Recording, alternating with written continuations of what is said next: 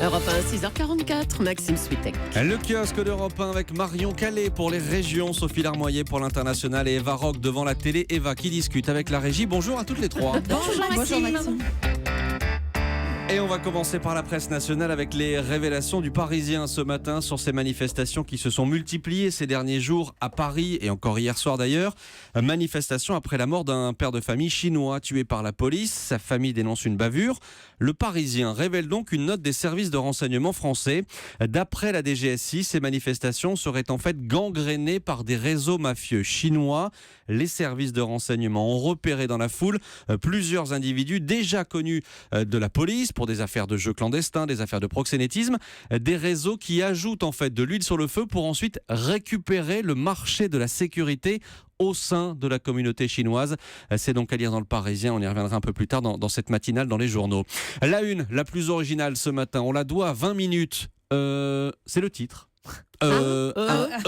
D'hésitation. Ben oui, c'est bien trouvé pour rappeler qu'à 23 jours du premier tour, 2 électeurs sur 5 sont toujours indécis. Ou peut-être refusent-ils de dire pour qui ils vont vraiment voter. Ça, c'est la théorie du journal L'Opinion. Le mystère du vote caché, c'est le titre en première page. L'Opinion raconte que certains élus de droite sont persuadés que beaucoup d'électeurs n'osent pas dire aujourd'hui qu'ils voteront en réalité François Fillon au premier tour de la présidentielle. François Fillon qui se retrouve aussi dans Libération.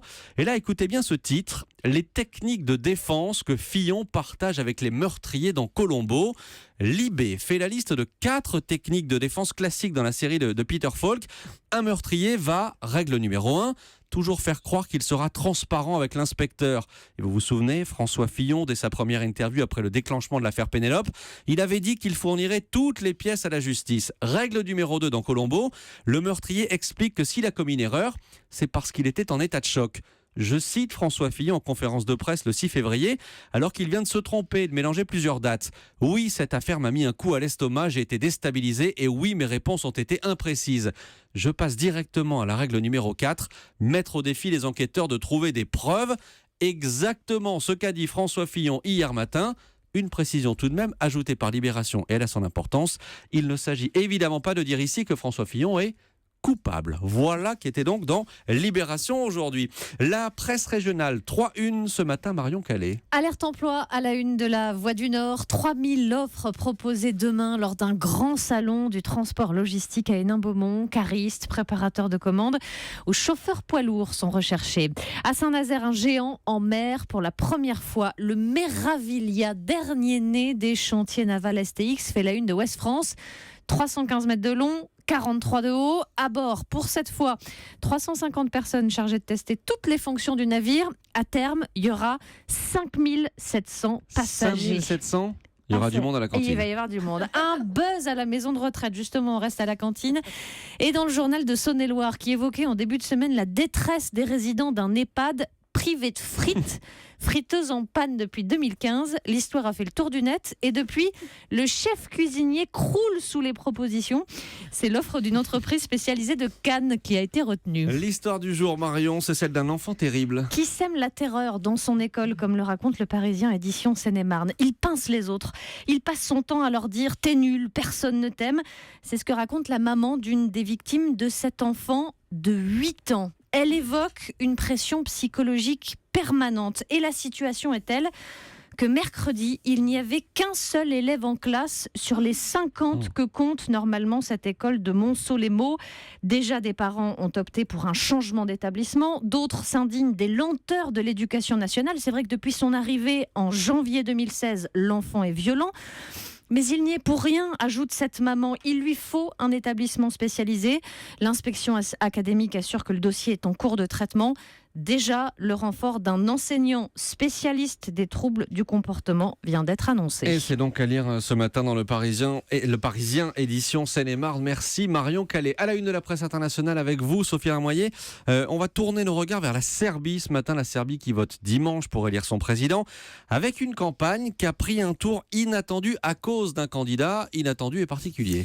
25 ans, grand, costaud, toujours en costume blanc, avec une coupe un peu à la Zlatan, vous voyez, rasée en dessous et des mèches longues au-dessus accrochées en petits chignons. Très joli. Il s'appelle Luka Maksimovic, il est étudiant en communication et s'est qualifié parmi les 11 candidats à l'élection présidentielle.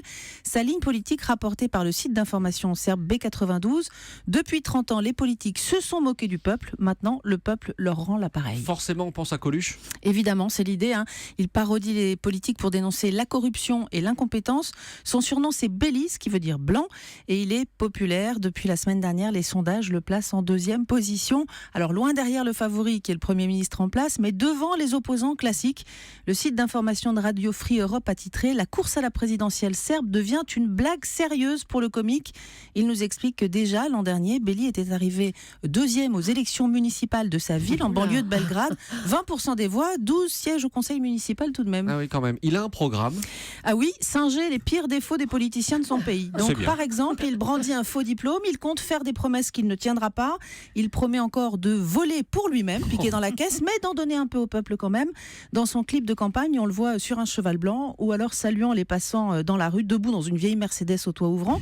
Et mercredi, rapporte le site B92, il a posté sur Facebook une petite vidéo où il disait « Puisqu'on me calomnie, qu'on dit que je ne suis pas sérieux, eh bien voilà mon programme ». Et il a brandi la constitution serbe. Bélis séduit beaucoup les jeunes, dégoûtés de la politique. Plus de 40% d'entre eux sont au chômage. Il fait le pitre pour appeler à un renouvellement de la classe politique. Message qu'il aura réussi à faire passer, même si, très probablement, le très autoritaire actuel Premier ministre Aleksandar Vučić passera au premier tour dimanche. Et on suivra ça ce week-end. Merci Sophie Larmoyer. À la télé demain. Avec vous, Eva Rock, Transhumance sur France 2, c'est à 15h50, c'est un documentaire. Oui, et c'est un voyage hors du temps qui vous attend. Alors, direction les Cévennes, le sud de l'Espagne, les cimes enneigées d'Autriche, les montagnes de Roumanie ou encore une île du Pays de Galles. C'est 5 pays pour un même phénomène, celui de la transhumance avec ce joli bruit. Et alors, ce que vous ne savez peut-être pas, c'est qu'à chaque troupeau, il y a un bruit de cloche qui est différent. Et ces cloches, ce sont des objets qui ne sont pas si ordinaires que ça. Ces cloches sont un véritable trésor. Elles sont la mémoire des bergers. Transmises de génération en génération, elles traversent le temps, en hommage aux transhumances passées. Maxime, vous qui avez l'oreille absolue, est-ce que vous avez reconnu la voix du commentateur ? Non. C'est Jacques Gamblin qui vous raconte cette oui. histoire-là. Voilà, vous allez suivre les troupeaux. Alors, c'est des centaines de kilomètres avec la fatigue et pour les bêtes et pour les hommes. Les montagnes qui sont parfois escarpées, la neige, les prédateurs. Et puis, il y a une séquence qui est extrêmement étonnante. Ça se déroule sur une île britannique. C'est Steve qui veille sur son troupeau depuis le ciel. Ce berger des temps modernes se jette quotidiennement dans le vide et c'est en parapente qu'il veille sur son troupeau.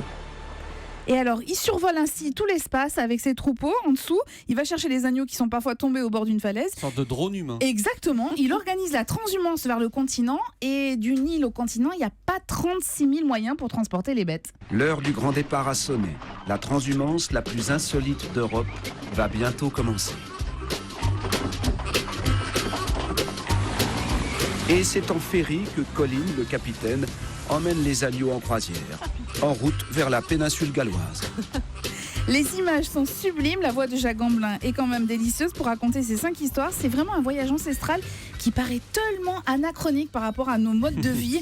C'est vraiment un documentaire à voir en famille et c'est un petit bijou. Et c'est à voir demain ce petit bijou sur France 2, 15h50, Transhumance. Merci Eva Rock et merci à toutes les trois. C'était le kiosque sur Europe 1.